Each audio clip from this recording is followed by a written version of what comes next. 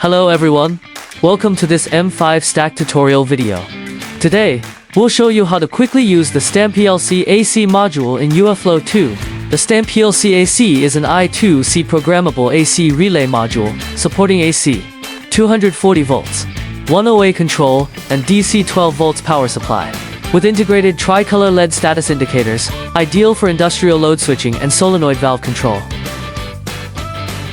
First, open your web browser and go to the UFlow 2 official website. In the function extension area, click on PLC module. Select the StamPLC AC module.